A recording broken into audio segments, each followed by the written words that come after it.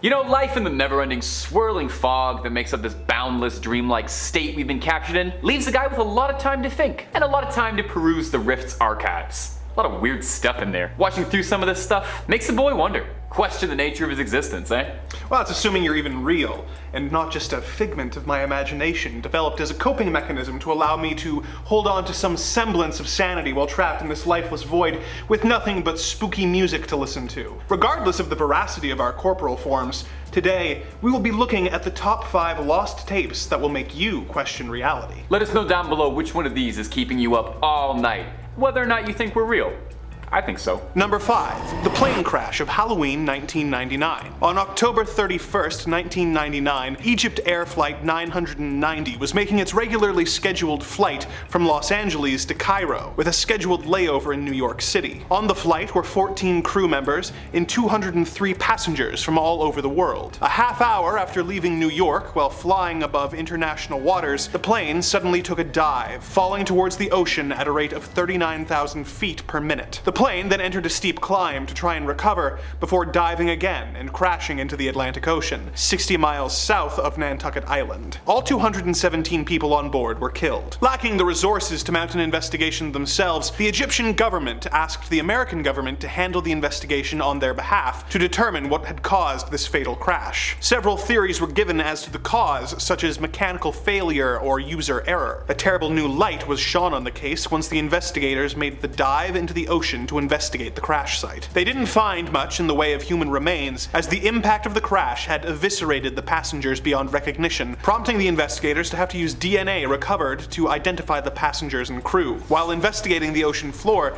the divers managed to find the cockpit voice recorder intact. When they listened to the audio recording in time with the flight data record, which showed which buttons and levers had been used during the incident, they learned that the captain had excused himself to go to the washroom, leaving the first officer in charge of flying the plane.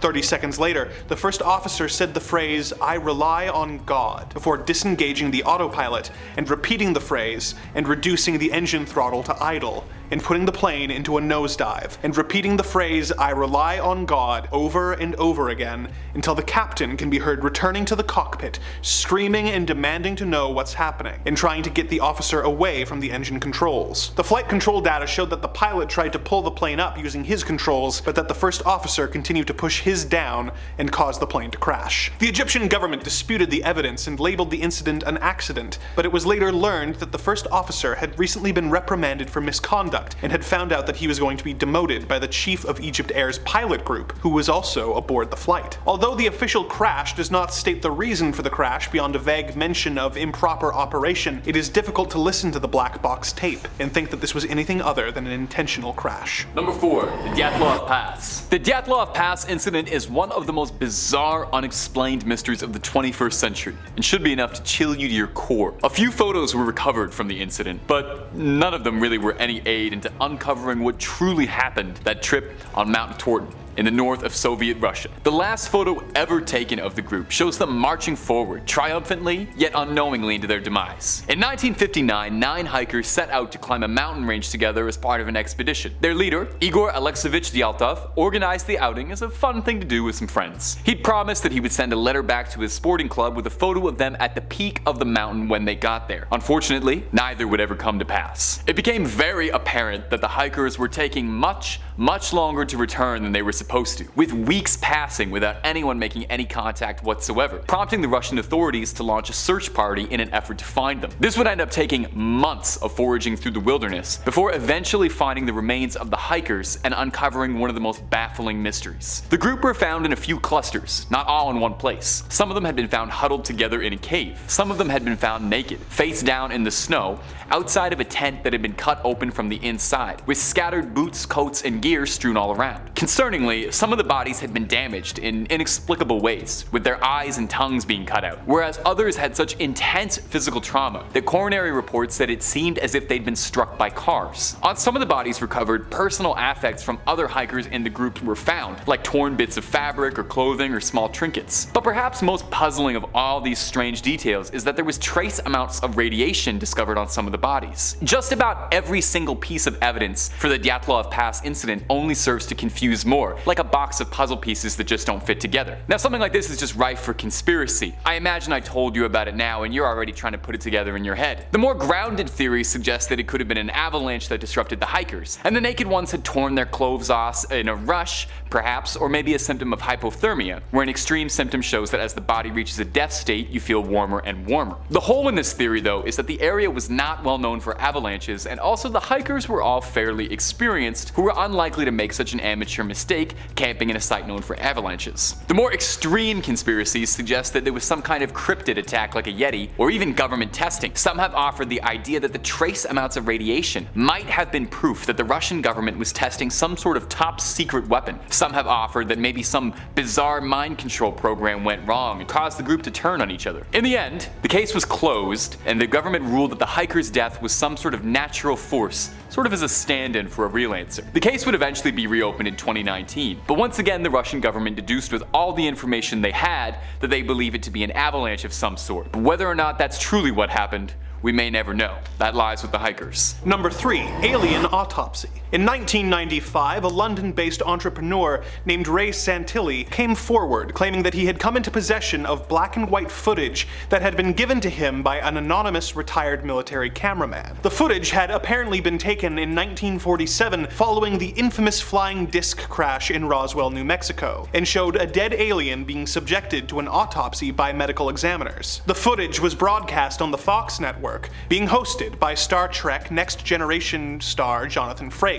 and featuring interviews with practical special effects genius Stan Winston, as well as the forensic pathologist Cyril Wecht and cinematographer Alan Davio, speculating on whether or not the techniques used in the film were indicative of a hoax or not. The program was rebroadcast twice, getting higher and higher ratings each time before eventually being made available on home video. After years of speculation and allegations of fraud, Ray Santilli admitted that the footage broadcast was not actually a real autopsy, but a recreation of one, based on footage that the alleged military cameraman had offered to sell him. By the time Santilli had raised the required funds, the film had apparently degraded due to heat and humidity and was not in usable condition. He had then recreated the original film to the best of his ability, using a fabricated dummy of an alien body that was filled with raspberry jam as well as chicken knuckle joints, entrails, and sheep brains that they had bought from a local butcher. Ray claimed that most of the original footage had been lost to time, with only a few usable frames having survived. He said that these frames had been edited into the final film alongside his faithful recreation. Was this fraud footage really based on a real recording of an alien autopsy that was lost to the ravages of time? Does the supposed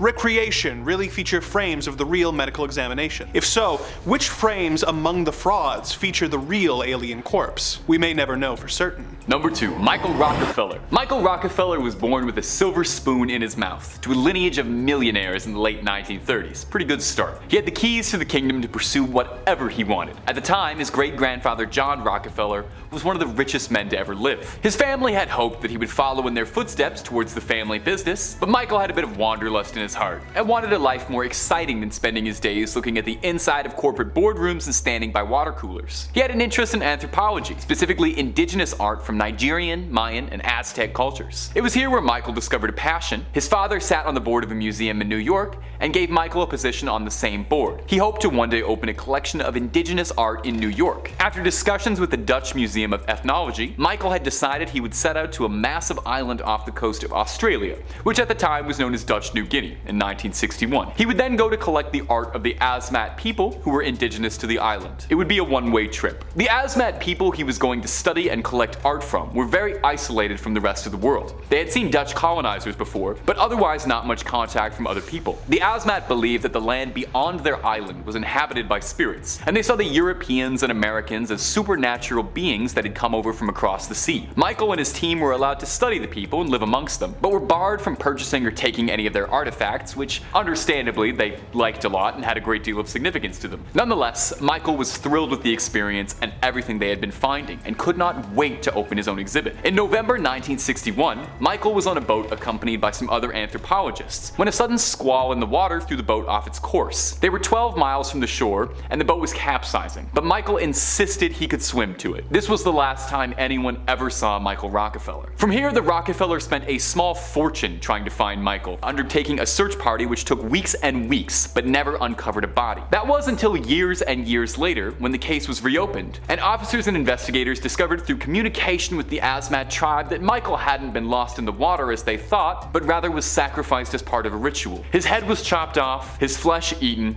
his bones made into weaponry. An investigator, Carl Hoffman, had uncovered all of this while filming the Asmat people. He saw a group of men acting out, mimicking the act of dragging someone, attacking them with spears, and chopping someone's head off. The footage of this film couldn't be found, but through interpretation and translation, Hoffman heard a stern warning to the other villagers. A brief excerpt. Now, don't you tell this story to any other man or any other village, because this story is only for us. Don't speak. Don't speak and tell this story. I hope you remember it, and you must keep this for us. I hope this is for you and you only. Don't talk to anyone forever to other people or another village. If people question you, don't answer. Don't talk to them because this story is only for you. If you tell it to them, you'll die. I'm afraid you will die. Number 1. A mysterious audio recording. Clement Moore was a regular family man from the city who wanted to trade the hustle and bustle for a more simple life with his wife and children in the country. They sold their house in Toronto, Ontario, and bought a farm, hoping to receive some peace and quiet after years in the noisy city. At first, things seemed almost too good to be true as they adjusted to life on the farm and the challenges that entailed. But their beloved peace and quiet came crashing down around them during the family's first winter on the farm. One night, Clement had put his children to bed and was settling down with his wife, getting ready for a nice long sleep after a long day of chores, when he heard a loud clattering sound coming from outside. He sprang from his bed and tore open the window to see what was causing so much noise. His eyes were filled with wonder and terror as he saw some kind of unidentified flying object hovering outside his home. The UFO was making a strange jingling sound, almost as if it was ringing bells. He grabbed his phone and started recording, hoping to get clear footage of the craft, but it disappeared from sight. But the ordeal was not over as he heard the craft make a landing on his roof. He rushed downstairs planning on getting a recording of the craft, but stopped in his tracks when he realized that the pilot of the craft was in his home. Moore describes the alien as being large and covered in head-to-toe fur and having twinkling eyes with rosy cheeks and a cherry-like nose with a wreath of smoke circling his head. He was carrying some kind of bag and was leaving strange tokens in the family's living room. The strangeness of the encounter made Clement laugh in spite of himself, which made the alien aware of his presence. The alien then seemed to wink at him before jerking around and being beamed back to his craft through the chimney. The craft flew away and Clement checked his recording of the incident only to discover that the footage had been corrupted and only the audio of the incident remained. Much of it was garbled, but as the UFO flies away, you can clearly hear the strange red alien exclaim, "Merry Christmas to all, and to all a good night." At the end of the day, reality is just a nebulous concept, and I mean, what's true for me, that's not necessarily true for you, could be false for you. We hope you will like this video and subscribe to Top 5 Scary Videos, as there is a possibility that we are simply figments of your imagination and will cease to exist whenever you are not watching our videos. Oh man, I knew I wasn't real.